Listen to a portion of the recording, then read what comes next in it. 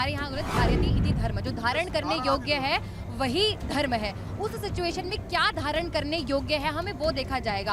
अब आप कह रहे हैं कि महिला को अपने पति जैसा अब ये उसके साथ निभानी चाहिए, ये उसके प्रारब्ध है। आप प्रारब्ध की जब बात आप उनके उत्तर देना चाह रहे हैं। स्वामी जी ने जो कहा, अभी इन्होंने एक वीडियो नहीं देखी होगी, आपके चैनलों पे चली, एक महिला रोती रही, एक माँ रोती रही और बेटी अपनी माँ के आगे वो पर पुरुष के संग चली गई, उसके संग रहना था लिव इन में। ये वीडियो खूब वायरल हुई थी, हम सब ने देखी।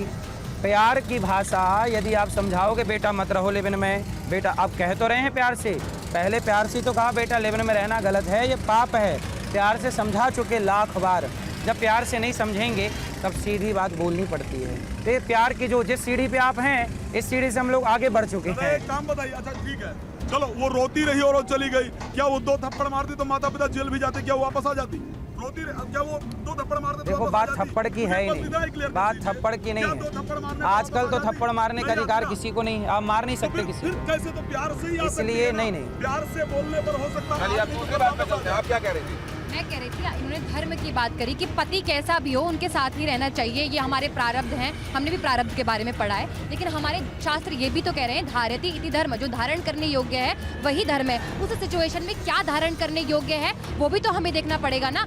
अब अगर इसमें धारण करने योग्य ये बात है कि हमें कोर्ट या कचहरी जाना पड़ेगा, तो महिला जाएगी ना, क्यों वो भुगतेगी उस बात को? मेरी भी बहन है, वो भी ऐसा कुछ सहन कर रही है, मैं उसको देख रही, मैं चाहती हूँ कि वो उससे छूट जाए, तो वो कोर्ट और कचहरी के चक्कर ही लगाएगी। गुरुजी आप ये क्यों चाहती हैं कि छूट जाए? आप ये कोशिश क्यों नहीं करती कि वो एक रहें?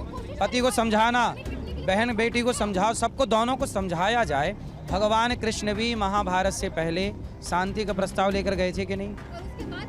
शांति से बात बन जाए तो महाभारत की जरूरत नहीं है, और जब शांति से बात नहीं बनेगी तब आखिरी तो क्रांति है ही, कहाँ जाएगी वो? स्वामी जी, आप नारी तू नारायणी है इसमें मानते हैं? हम ही बोलते हैं नारायणी ही नारी है, तो आप मानते क्या है? हाँ। पूछते हम तो वृद्ध माओ के पांव दबाते हैं। आजकल बहुएं अपने सास के पांव दबाने में और बेटे अपने माँ बाप के पांव दबाने में शायद संकोच करते होंगे कुछ, लेकिन हम तो हर समाज की हर माँ के पांव दबा के आशीर्वाद लेते हैं। तो समाज प्रबोधन में हमेशा आप महिला को ही क्यों टारगेट करते हैं? महिला को ही, महिला की चरित्र की बात क्यों होती जाती है? नहीं सर, पुरुष को इसे आपने बताइए कौन सा वीडियो है आपका कि आपने पुरुष को अभद्र टिप्पणी की है? आपको पता है कानून व्यवस्था में मैं पुरुषों को बोलता हूँ तो इंसल्ट, तो आउटरेज ऑफ, एक सेकंड मुझे कंप्लीट करने दीजिए। Outrage of modesty of women is a crime under section 70 of BNS।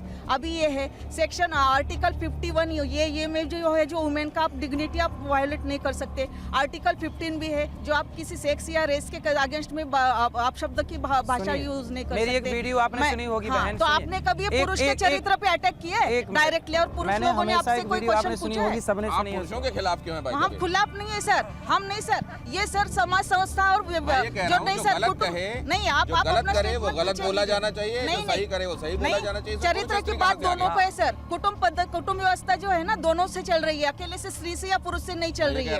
मैं बोल रही हूँ कि दोनों का संतुलन बना रखे। आप पुरुष पर टिप्पणी क्यों नहीं करते? नहीं, क्यों नहीं, आपने कभी ऐसे पुरुष को नहीं समझाया, महिलाओं को इसलिए समझा रहे हो। आगे बढ़ने दीजिए। आपने एक वीडियो सुनी होगी मेरी, जहाँ एक पुरुष कहता है कि महाराज जी मेरी पत्नी सुनती नहीं है, तो मैंने वहाँ बोला कि एक उंगली उठाओ और यहाँ रखो, तुम पत्नी को ना समझाया करो, पत्नी जो कहती है वो मान लिया करो, जो कहती है उस पर चल। अब बताइए, पुरुषों को मैं डांट रहा हूँ कि नहीं कि पत्नी से आर्गूमेंट ना करो, जो कहती है करने का। ये वीडियो नहीं सुनी आपने? बताइए, ये नारी के सम्मान में पुरुषों को मैं चुप करा रहा हूँ, इससे बड़ा सम्मान और क्या होगा? तो जब आरती जी कुछ कहती हैं तो आप ऐसा कर लेते हैं? चुप रहते हैं, हम कहाँ बोलेंगे? आप भी तो चुप रहते हैं, बता भले ना रहे हो। क्या पता, आपने देखा हो तो बोलिए। आप कई चीजें बगैर सबूत के बोल देते हैं। अब जैसे आप लोगों को, आपको ये भी व्यासपीठ से कहते लोगों ने सुना है कि सादगी वाला जीवन अपनाओ और सादगी वाली शादी करो, आप कहते हैं ना। फिर आप अभी एक ऐसी शादी में गए थे जिसमें बड़ा जंका मंका था। भाई हम तो बाराती हैं तो हम तो नाचेंगे, अपना धर्म निभाएंगे। आपको बुलाए हैं तो आप भी नाचिए। बाराती का मतलब क्या? नाचे नहीं, खोपड़ी का खा के आ गए। तो मतलब आप ये कह रहे हैं कि आपकी बिरादरी वाले लोग भी आपकी बात नहीं मान रहे हैं कि सादा रखें? नहीं, सब मान रहे हैं। देखिए, मैं सादा शादी तो नहीं थी वो। मैं अपनी गारंटी ले, किसी व्यक्ति विशेष पर क्यों टिप्पणी करना? मेरी अपनी बात है, मेरी अपनी स्वतंत्र। आप शादी ब्याह कर रहे हैं, आपकी शादी ब्याह में किसी को टिप्पणी करने की क्या जरूरत है? मेरा धर्म आपकी है। निगाह में वैसी शादी मैं किया जाना बाराती ठीक हूँ। है? पहले ये बताइए आप ये बताइए, वैसी शादी आपकी निगाह में किया जाना ठीक है? भाई, आपके पास है सब तो करिए, क्या दिक्कत है, कौन रोके क्या? तो फिर आप क्यों कहते हैं सादा करो? आप ये कहिए कि हैसियत है जैसा वैसा करो। मैंने कब बोला? मैं ये बोलता हूँ कि शादियों में आजकल जो लड़की के पिता बारातियों के लिए शराब की व्यवस्था करते हैं। आजकल बेटी का बाप बेटी के लिए, मतलब बारातियों के लिए, वो शराब का ठेका खोल देता है। आप स्वीकार है ये बात? जी, होता है। बताइए, विवाह एक यज्ञ है। विवाह क्या है? एक यज्ञ है। वहाँ हवन होता है, आचार्य जी मंत्र पढ़ते हैं। तो आप जो ये कह पूरी रहे हैं, बात आज सुनिए। स्वामी जी जो कह रहे हैं वो ये कह रहे हैं कि शराब जैसी सप्तपदी बोल रहे हैं स्वामी जी, उच्छृंखल चीजें सप्तपदी। नहीं होनी चाहिए, बाकी जंका मंका हो तो चलता है। विवाह एक यज्ञ है, उसे यज्ञ ही मान लीजिए, क्योंकि वो वहाँ से पति पत्नी बन करके वो यज्ञ के अधिकारी हो रहे हैं। वहाँ शराब का क्या काम है बताइए? वहाँ मांस का क्या काम है? तो बात सादा से शराब तक पहुंची। अब इधर आते हैं।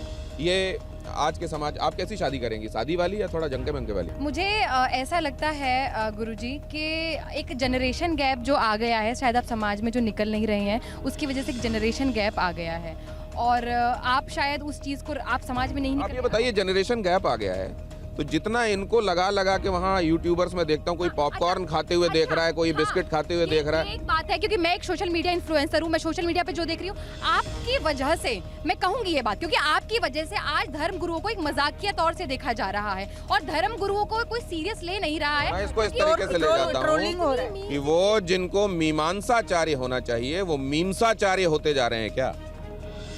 देखिए, शास्त्रों की गहराई जब गहरे आप सवाल करेंगे तो गहराई निकल के आप मीमांसा के सवाल करिए, वेदांत के प्रश्न करिए। आपने एक भी वेदांत का प्रश्न किया? जब आप बातें गहरी करेंगे नहीं तो उत्तर क्या पाएंगे? तो वो जो आप कहते हैं जिसमें बनते हैं मीम्स, वो क्या है? वो परीक्षित जी ने जो भी पूछा है वो गहराई की बात पूछी है। आपके सबसे ज्यादा मीम्स क्यों बनते हैं बताइए? प्यार बहुत करते हैं ना लोग हमसे। कहा कि अभी तक कोई शास्त्र की बात नहीं की गई है, शास्त्र का प्रश्न, इसलिए मैं शास्त्र की ही प्रश्न कर रहा हूँ। महाराज जी, आप कृष्ण कथा करते हैं, राइट? आप राम कथा करते हैं। क्या राम या कृष्ण को समझाया आपने? राम या कृष्ण को समझाया आपने? मुझे लगता है नहीं, मैं इसलिए कह रहा हूँ। अब आप ही उत्तर दे रहे हैं। मैं इसलिए उत्तर दे रहा हूँ। मैं उत्तर में ही मेरे प्रश्न है। श्री रामचरितमानस के अंतर्गत शूर्पणखा आती है लक्ष्मण जी के पास, और लक्ष्मण जी राम जी के भाई हैं और कहते हैं, सुन सुंदरी में उनकर दासा। राक्षसी को भगवान राम सुंदरी कहते हैं, भगवान राम के भाई लक्ष्मण सुंदरी कहते हैं। आपने कुब्जा का नाम सुना होगा, है ना? त्रिवक्रा लोग कहते थे, लेकिन कृष्ण जी ने उसको सुंदरी कहा है। लेकिन बस यही प्रॉब्लम आ जाती है कि हम कथा उनकी करते हैं लेकिन पालन ही उनको नहीं कर क्या पाते। वो मंत्रा के बारे में बताते तो हैं, वो नहीं सुन रहे हैं आप? मंत्रा चिल्ला रहे हैं। मैं उसी प्रश्न पर दोबारा आ रहा हूँ कि हम अपने ही समाज की बहन बेटियों को फिर व्यास मंच से अपमानित कैसे कर सकते हैं भाई? जब उसी राधा की हम कथा करते हैं, उन्हीं माँ राधा की कथा करते हैं, उन्हीं माँ सीता की कथा करते हैं, उन्हीं राम की कथा करते हैं, पर उनके पद चिन्हों पर चलते क्यों नहीं है? फिर अपने आप को व्यास। तो आप ये कहते हैं कि वो ये कहें जय शूरपणखा, जय मंथरा, वो ये कहें? नहीं, अगर भगवान लक्ष्मण कह सकते हैं सुन सुंदरी में उनकर दासा, राक्षसी को सुंदरी कह सकते हैं, तो मैं अपने समाज की किसी भटकी हुई बहन बेटी को बहन बेटी कह सकता हूं और वापस अपने धर्म में आने के लिए। तो पूछिए इनसे कि राम जी ने ताड़का को क्यों मारा? ताड़का को जय ताड़का बोलते राम जी काहे मारा? ताड़का को भगवान राम ने मारा, लेकिन गुरु के कहने पर मारा। पहले भगवान राम ने कहा था कि मैं नर वो नारी है, कैसे मारूं बाण, निंदा होगी जगत में कोई न जाने आन। गुरु ने कहा इसको बद किया, गुरु की आज्ञा का उन्होंने पालन किया, ताड़का को मारा नहीं, इसको बांध रखे। ताड़का को मारा लेकिन अहिल्या को तारा भी तो। अरे तो जो तारने की बात आएगी तो अहिल्या का नाम लिया जाएगा, मारने कब आ जाएगा? ताड़का का नाम लिया जाएगा।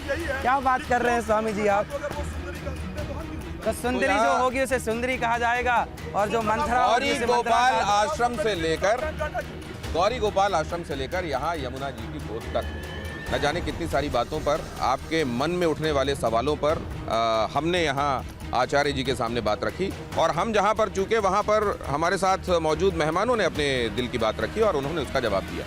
कई बार वो कहते हैं भाई है मंथरा तो बोलेंगे मंथरा, मीडिया में है मंथरा, लेकिन वो कह देते हैं कुछ है मंथरा। क्या ये कुछ कह देने से सब्जेक्ट टू कंडीशन, वो जो स्टार एक लग जाता है, कंडीशन सप्लाई, उससे चीज़ें ठीक हो जाती हैं क्या? या दूसरे ये कह देने से कि मैंने शादी में शराब का विरोध किया है, शादी में बेतहाशा खर्च और जंके मंके का विरोध नहीं किया है? क्या इन बातों से आज आपको समाधान मिला तो आपकी प्रतिक्रियाओं में नजर आएगा। अलग अलग प्लेटफॉर्म्स पर जब ये बातें डलेंगी और आपकी प्रतिक्रियाएं आएंगी, और नहीं हुआ तो हम एक बार फिर से स्वामी जी के पास पहुंचेंगे उनका जवाब लेने के लिए। बहुत धन्यवाद स्वामी जी, आपने वक्त निकाला।